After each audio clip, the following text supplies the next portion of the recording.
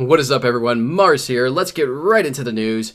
Right then, so we start things off with Treyarch announcing a ton of new details in their multiplayer for Call of Duty Black Ops 4, which is really changing things up for the series, for better and for worse. So, this game actually takes place between Black Ops 2 and Black Ops 3.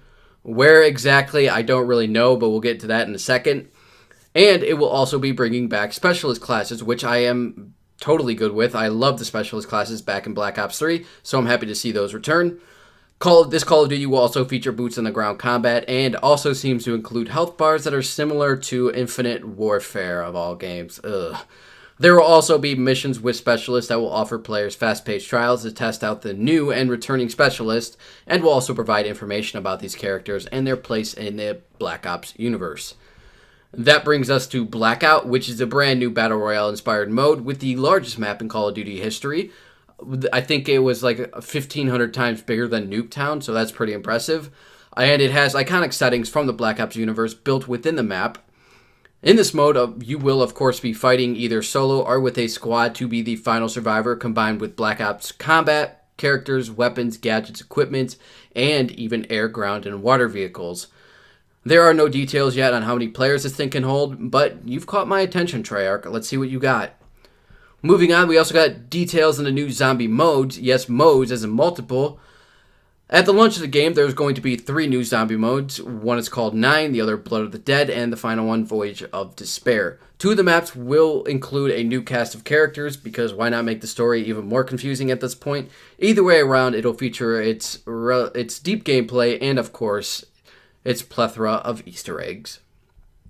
Now, there is something that is concerning about this game, and I want to talk about it. This concerns both fans who solely play multiplayer and to everyone who enjoys playing campaign, which includes me. I generally enjoy campaigns, especially Treyarch campaigns. Treyarch campaigns are some of the best campaigns, in my opinion, when it comes to Call of Duty. But they also serve as like a testing ground for me to get a feel for the mechanics of the game before I jump right into multiplayer. Well, bad news. There isn't going to be a campaign for this game.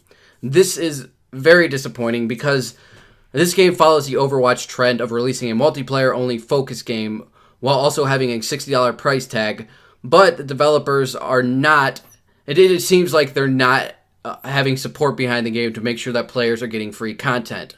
Okay, the entire reason that Blizzard got away with having a full-price game is because they made a promise to their player base that anyone who bought the game would all have access to the new content, including new heroes, new maps, new modes, and events. Now, there are exceptions to this, like with the team cosmetics and I think the new Mercy skin. Those are like the only exceptions to this. Everything else, all the players had access to this, and there was always new content coming in, whether it was with their events or, just the general adding new things into the normal loot box rotation. There was always new content coming in. They were promised that, yes, this was a multiplayer-focused only game, but it wouldn't be a short-term investment, that their $60 price would not only be going for the game, but the constant free expansions of that game. Call of Duty does not have that. It doesn't seem to have that. 4tNite, one of the biggest games in the world right now, is completely free to access, and guess what? They have a Battle Royale mode, and it is constantly getting free updates, and they also have a campaign. Yes, you do have to pay to access that campaign and some of the multiplayer cosmetics, but it is significantly less than $60. PUBG, another massive Battle Royale game right now, has a multiplayer-only focus on it with, again, free updates. Their catch is that their game is $30, which is half the price of Black Ops 4. These games right now are dominating not only the Battle Royale scene, but also the gaming scene. So the question ultimately becomes, how does Black Ops 4 plan to compete in this market with a $60 price tag, no signs yet of support coming from the development team to ensure that free updates come to this game, a very good chance of having a $50 season pass, and an even better chance of having microtransactions? Do they plan to achieve this with their 3 zombie maps? No, they do not. Here's what their plan is. Their plan is to right now run into that marketplace as quickly as possible, steal as much of Battle Royale thunder as they can, hype the game up as much as they can so that their core community gets really excited about it, and then once the game is released, they just bail. They bail and hope that their microtransactions and season pass purchases will sustain them for the rest of the year. This is what it's looking like they're going to do, and it's concerning. Call of Duty has never been a game with a long-term investment to it. It has always had a 1-year lifetime to it. And this one is more than likely going to be no different. Only this time around, you don't have a campaign to experience. I also do have to mention something that Angry Joe pointed out. If the campaign is so unimportant to not include it in the game, then why was mostly campaign footage from previous Black Ops games shown during the beginning of the press conference? Alright, that kind of contradicts the point of not having a campaign in your game. But like I said, they're gonna hype this game to the moon, and they're already starting to do this. They've released a ton of trailers for this game. There's one for the multiplayer, there's one for Blackout, there's one for all of the zombie maps, and there's one for the specialist. If you guys want to check out those down below, I will link them all down there. And leave a comment down below letting me know, is this going to be the game changer for the Call of Duty series, or is this going to be another Cliff Bleszinski Battle Royale game that just is basically dead on arrival? Leave a comment down below letting me know. And, speaking of Cliff Bleszinski, he is not having a good time right now. He has recently announced that he is shutting down his production team, Boss Keep Productions, just weeks after their early access launch of their latest game, Radical Heights, which was supposed to be this Battle Royale copy-paste mixed with like this 80s game show theme and this Dave Mera freestyle BMX. And where that came from, I have no idea. Gimmicks, I guess.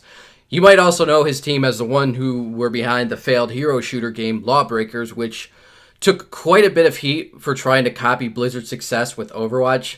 The game didn't sell very well, and it drastically lost its already small core player base. Like right now, if you go check the Steam charts for it, it's barely averaging 30 players within the last 4 months. that's a harsh drop of player base. But yeah, unfortunately, his company is shutting down. 4 years of trying to do this. He's saying he's going to take some time off and reflect upon it. I do wish him the best. He did try.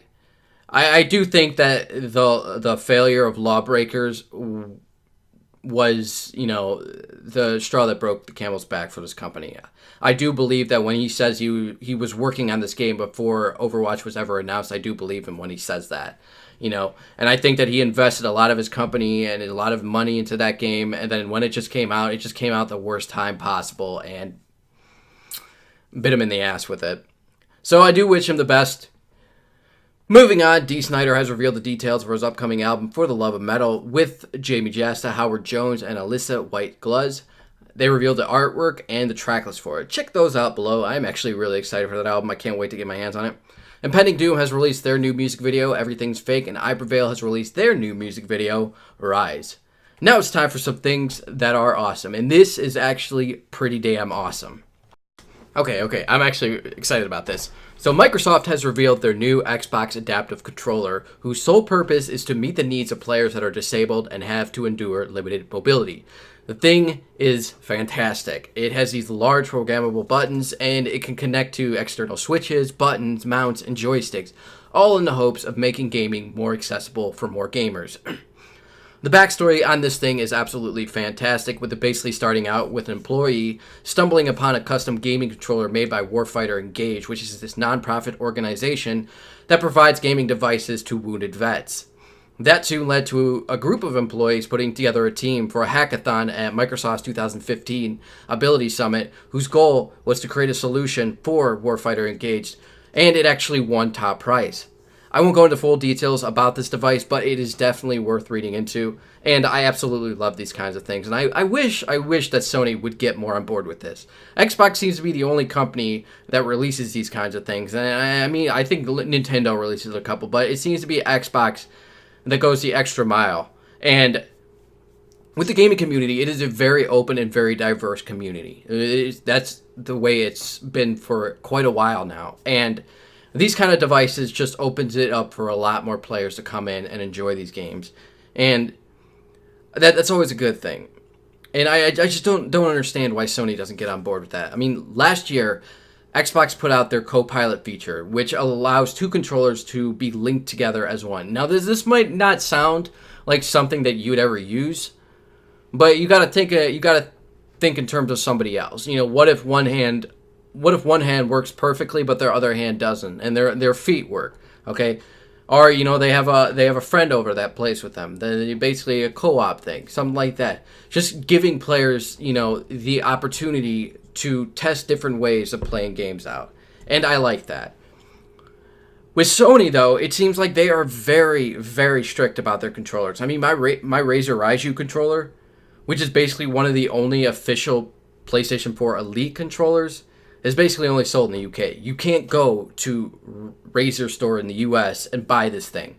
It's stupid. Anyways, check out the details in this story below. Check out the backstory on it. It's an awesome story, and it's definitely worth checking out. Thank you guys for joining me for this episode. Leave a like if you enjoyed it, dislike if you didn't, subscribe if you want more, and I will see you all on the next one. Mars out.